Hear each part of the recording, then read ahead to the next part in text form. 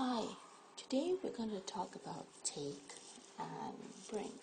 Now, most students have, they're not really sure how to use take or bring, so let's just do it very simply. Take, when we use take, usually we use it as a take away, okay? And when we talk about bring, we talk about someone bringing something home. So think about bring back, okay? So that's the reverse. And there is this song, My Bonnie Lies Over the Ocean, okay? The chorus goes, bring back my Bonnie to me. So just bring back, and take is always away.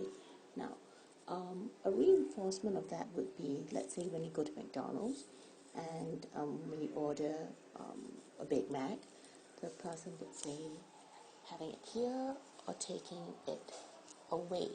So take away. Alright? Thanks for watching.